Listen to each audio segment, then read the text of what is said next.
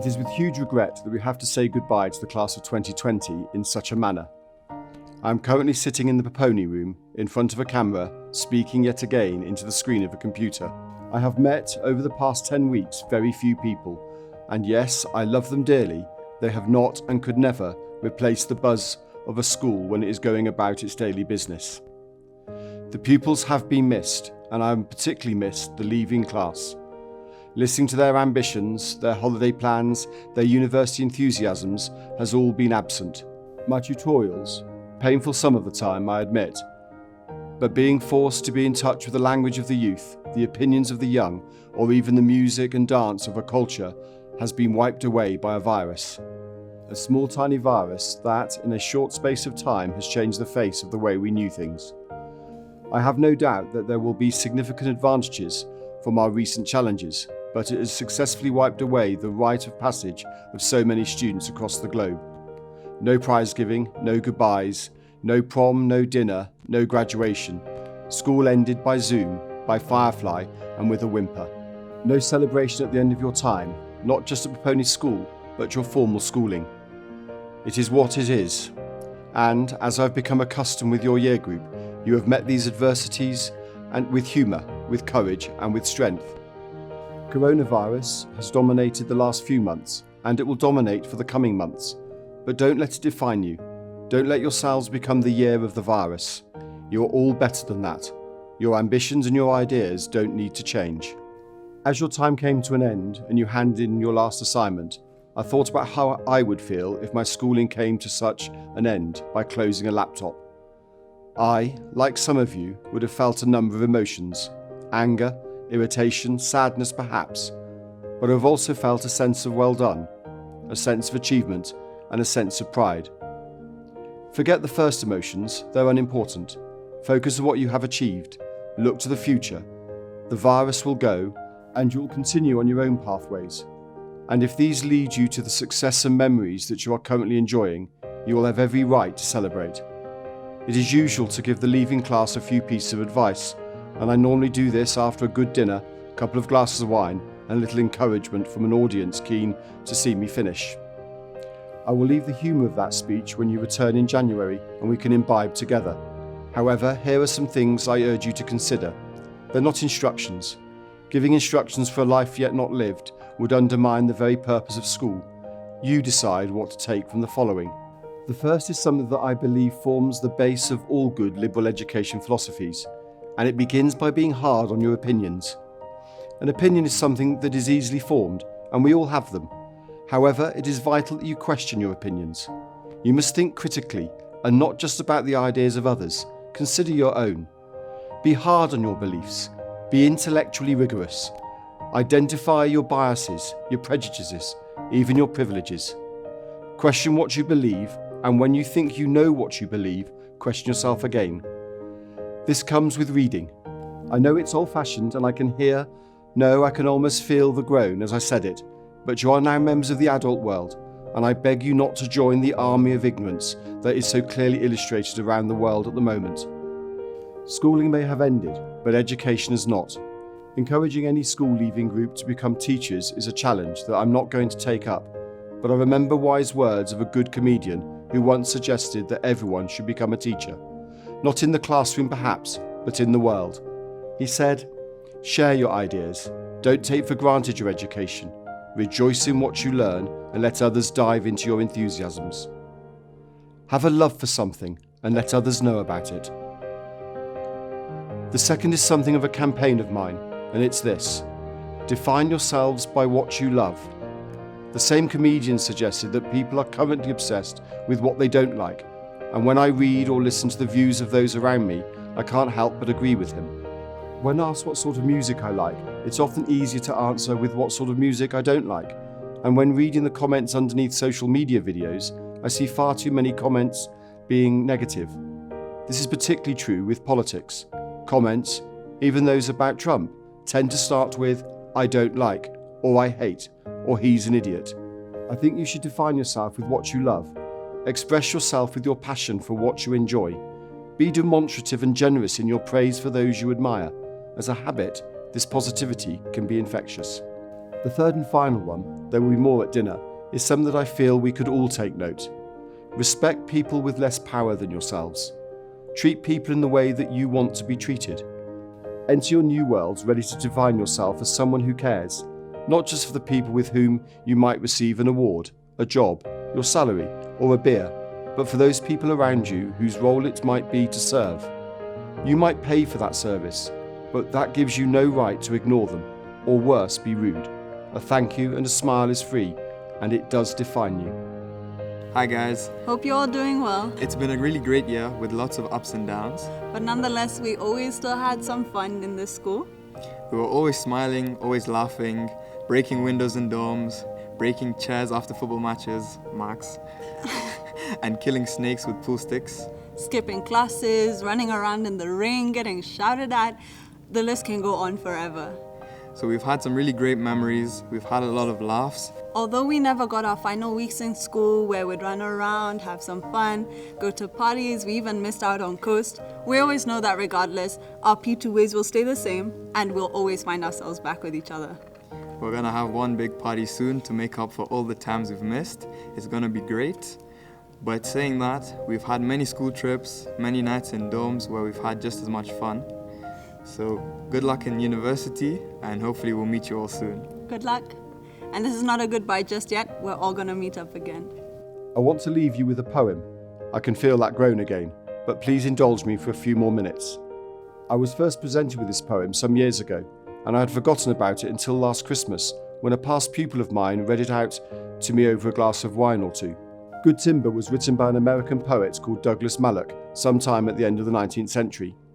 In this poem, Malloch compares good men to good timber or wood. The message of this poem is that people, like trees, grow and reach their true potential by overcoming adversity. It is only through struggles, like a tree fighting through forest growth to reach the sun, that we grow and discover our true potential. The tree that never had to fight for sun and sky and air and light, but stood out in the open plain and always got its share of rain, never becomes a forest king, but lived and died a scrubby thing. The man who never had to toil to gain and farm his patch of soil, who never had to win his share of sun and sky and light and air, never became a manly man, but lived and died as he began.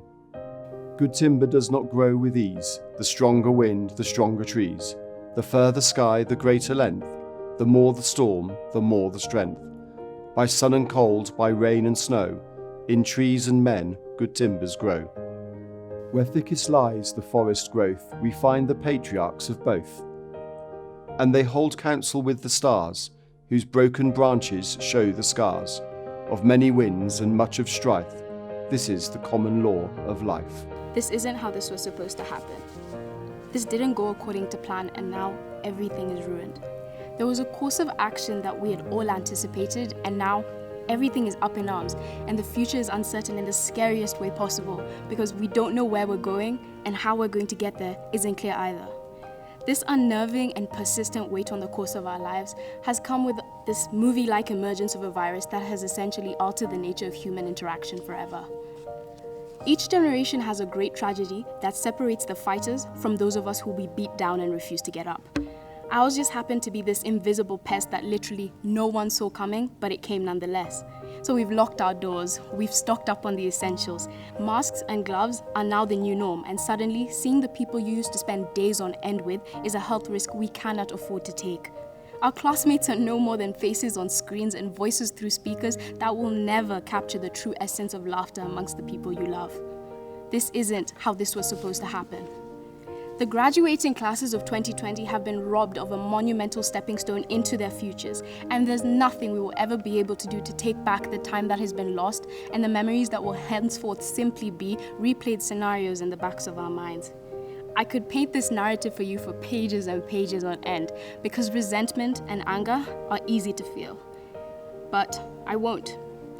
I wish I could say goodbye, but I can't. So all that's left to do? Move on. Move on from the safety of secondary school life and the comforting consistency of knowing what to expect on a day-to-day basis.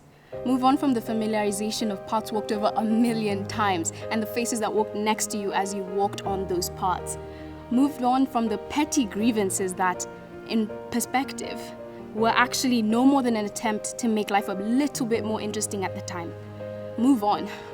What an impossibly simple task that holds so much insecurity within itself. In some ways, the unexpected cut of our school year taught us a lesson we would have had to learn one way or another. Always have a plan B. My parents never failed to remind me the realities of living in a world that will not cater to your every need. And this nonchalant and patterned lifestyle most of us have been accustomed to paints this picturesque and idealistic image of a world we're dying to be thrust into. I want to say that we will all do great things. I want to say that we'll all live out our dreams, but I can't promise that. So instead, I will say this. You have to be ready to handle the lows as well as you are to handle the highs. We must not expect warmth and comfort in the world waiting for us once this is all over. Because the moment you get comfortable and think your routine is indestructible, that is when life will come at you the hardest and say, try again. I don't want to seem pessimistic or as though I view everything in this life as though it's going to come out as the worst. But the message I'm putting across to you comes as a truth of the reality we're going to have to face now. But regardless of the disappointment that has shrouded the end of the school year, there's more than enough to look back on. In a weird way, I'm glad that I'm disappointed. I'm glad that I miss my friends and walking next to people and smiling for no reason, because it means that everything that led up to this moment where I am here now mattered. The tears, the laughter, the hugs, the parties, the homework answers shared, all of it culminated into this heavy-chested feeling now that proves to me I did not waste my time at Peponi.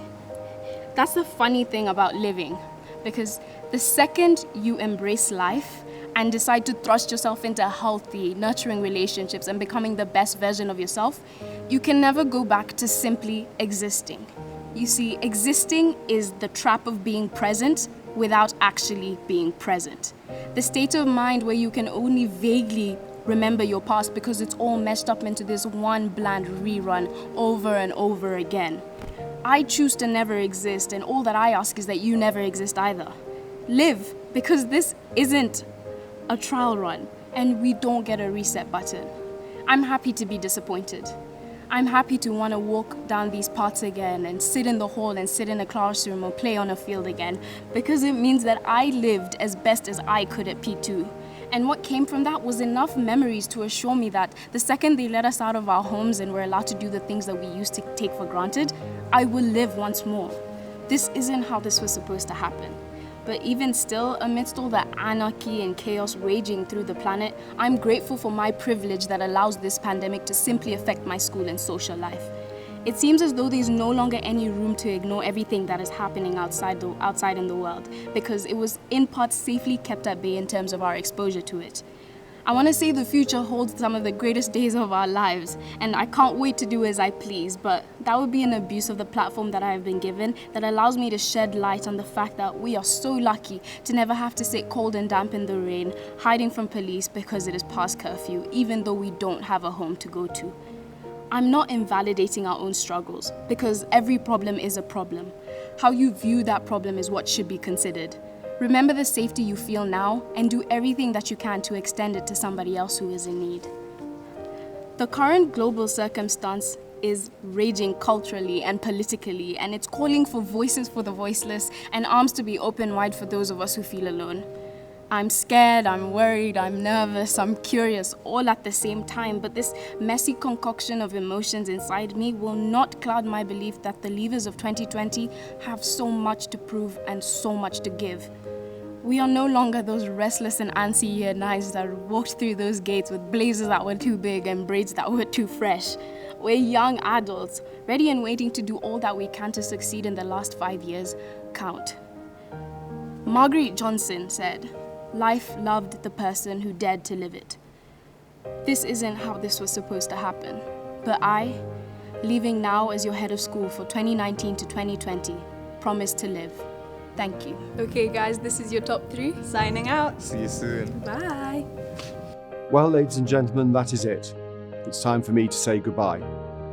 I wish you all the very best in your futures. You have been remarkable, and you have been missed.